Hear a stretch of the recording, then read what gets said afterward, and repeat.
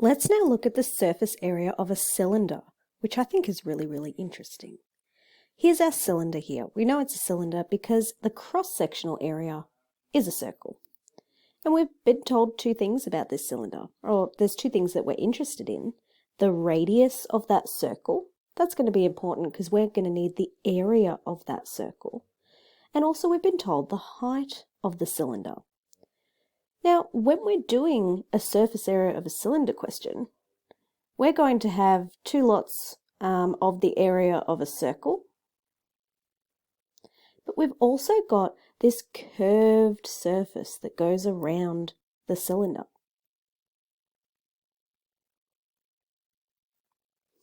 And the area of the curved surface is probably the most interesting part of the surface area of a cylinder. We've done the surface area of a circle, not saying that's not interesting, but I think we'd be okay with that because pi r squared sounds like area to me. So let's look at this curved area. Let's unwrap our cylinder here. So I'm going to cut along this rainbow line here and we'll unwrap it. Okay, so I've drawn a sketch of our unwrapped cylinder here. So we cut along that lovely sparkly line and we've unfolded it. So we need to know some information about this. This is our circle and it's got a radius of r. And this circle here has also got a radius of r. So that's the two area of a circle bit sorted. But as we said, we're focusing on the curved area now. I wonder, can you tell what this length here is going to be? Hopefully you can see that's whatever height our cylinder was. Now the most exciting bit of this is this length along here. This length along here, it's like we've taken a cut here and we've measured, or we've unfolded this length going around here. What do you think that length going around there is? Well, hopefully you recognize that's the circumference. And the circumference is equal to 2 pi r. So this here is just the unwrapped circumference. So the length of this side will be 2 pi times r. So when we're finding the area of this curved surface, it's a rectangle.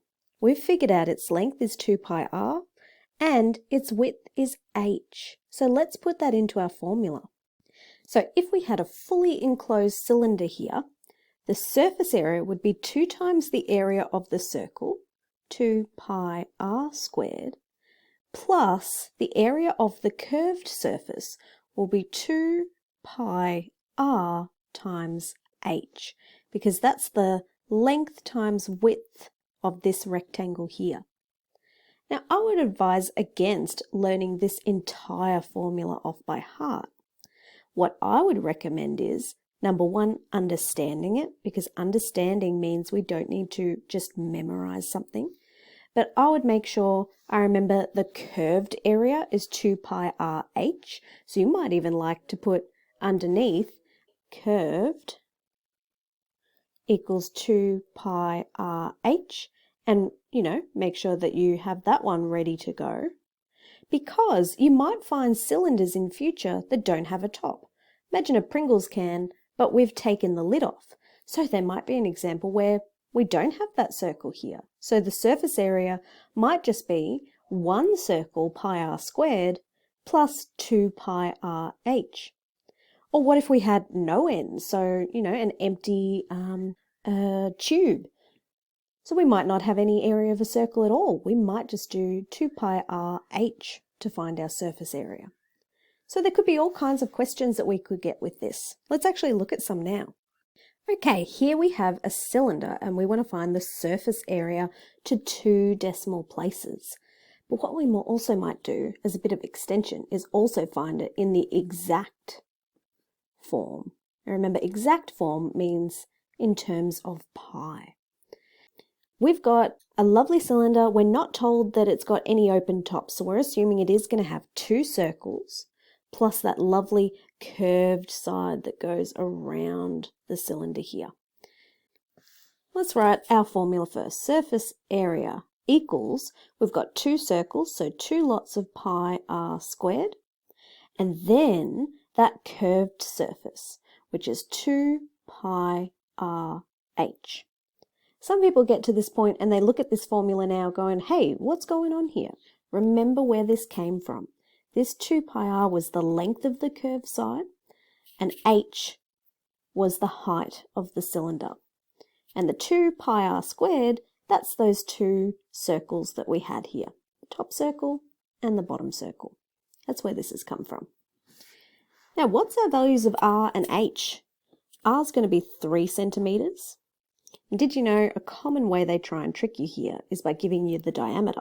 So they could have, instead of writing 3 centimeters, they could have drawn a line going all the way and said 6 centimeters, trying to trick you. So just be aware of that. And our height of our cylinder is 8 centimeters. Let's put that into our equation. So we've got 2 pi, when we're substituting, we put back in our times signs, times 3 squared plus 2 pi times, let's put in that r, 3, and h was 8. Now, let's do this in terms of pi before we do this to 2 decimal places. So let's use our BIDMAS rules. We're going to have to do 3 squared first here. So 3 squared will be 9. And if we're multiplying that by 2 pi, 9 times 2 pi, so 9 lots of 2 pi will be 18 lots of pi. Oh, that pi was a little bit funny. There we go. Now let's look at the next one. We've got 2 pi times 3 times 8. So because this is multiplication, we can do the 2 times 3 times 8. So 2 times 3 is 6, and 6 eighths are 48. So plus 48 pi.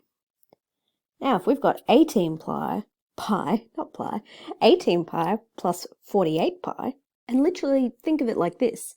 If you had 18 pies, so you've got 18 little pies just hanging out, I'm not going to draw 18, and then you added 48 to them, how many pies are you going to have?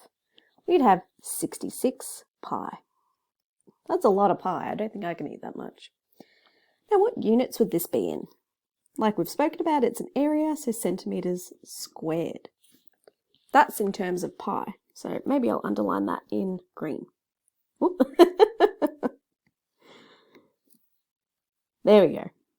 Okay, let's get out our calculator. We could just write in now 66 pi, or you could write 2 pi times 3 squared plus 2 pi times 3 times 8. So to 2 decimal places, we're going to get 207.35. And don't forget your units, centimeters squared. Now, the next question. It asks us to find the surface area of the cylinder above if it had an open top. So that would mean that just like taking the top off a Pringles can, we wouldn't have a surface here. That would just be empty. There's no filled in area. So that means when we're finding our surface area here, we only need one circle. So we're just going to have pi r squared plus 2 pi r h.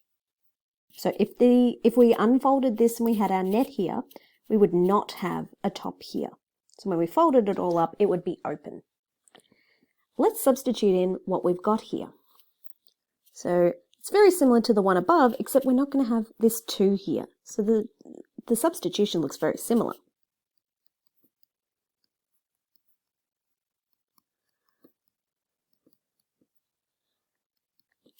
So if we did this in terms of pi, we'd get 9 pi plus, and we did 2 pi times 3 times 8 before, was 48 pi.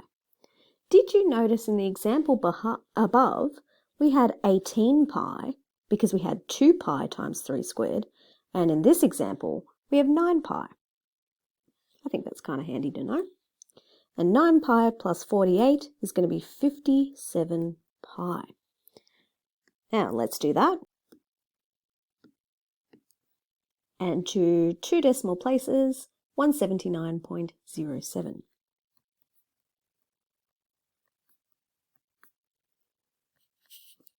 Oh, I nearly missed out. This should be centimetres squared for our area units. Don't forget that. Okay, let's get into a tricky example. Here it looks like we have half a cylinder. We've taken our whole cylinder and we've just sliced it in half. And it says it's a closed container. Well, that's interesting. So it's like we've taken our Pringles can and we've cut it in half, but we've put something to cover up this area here. So it's not open, it is closed. This one is a bit more complicated. Let's think of our plan of attack of how we're going to do our surface area. Let's look at our sides, and I like to look at the cross-section first. I notice our cross-section, well, that's half a circle, which is known as a semicircle. And we have 2 halves of a circle. And if we put those 2 halves together, oh, beautiful circle, we're going to have a hole. So when we're doing our surface area, you could have said 2 times a half pi r squared, or you could say, oh, I realize if I do 2 lots of a half, that's just going to be pi r squared. So let's put that into our formula. Now, we've got 2 more surfaces to deal with. Let's do the curved surface next. This curved surface is going to be very similar to what we had before, but instead of being curved around an entire circle, it's only curved around half of a circle, half of the circumference. So this length from here to here is c on 2, which is going to be a half of 2 pi r on 2. I think I said that doubly. It's going to be a half of 2 pi r. There we go. If we have a half of 2 pi r, those 2's are going to cancel off. So in this tricky example, it's cancelled down to pi r here. So pi r is the length of that rectangle. We still need the width of this rectangle. And the width is going to be that 3 meters. So we'll just put in h for now, but we'll remember later on, we'll be subbing in 3. There's one last area that we need to include, and it's this closed area here. And because that's just a rectangle, we're going to do plus length times width.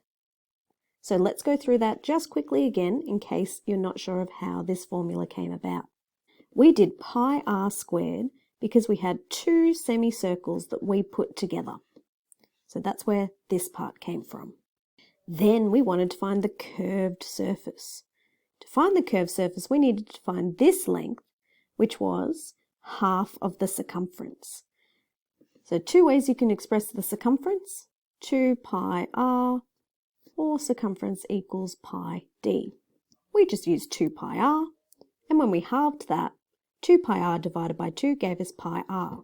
That was the length of our rectangle, and the width was this 3 meters, and that's the height of the prism. So that's why we've got h there. It might seem a bit weird to talk about the height of the prism, but this one's just lying down at the moment. Then our final shape was this rectangle here, and that rectangle would have an equation for the area of length times width. Now that we've set up our game plan, really important to include our formula, we're going to go ahead and substitute. Okay, so we've got pi times, what's the radius of this circle? This length from here to here is 2 meters. Oh, they've pulled the classic trick. They've given us a diameter, but we want a radius. So let's change that to a radius of 1 meter. So pi times 1 squared. Then we've got pi times the radius of 1 times the height, and remember we said this height was 3 meters. Then we've got the length and width of the rectangle, which will be 3 times 2. Now let's be crazy and let's do this again in terms of pi, and we'll also do it to 2 decimal places. Let's do A. We'll do that as exact. That means in terms of pi. And B, actually let's be crazy. Let's do it to the nearest whole number. We haven't done that yet.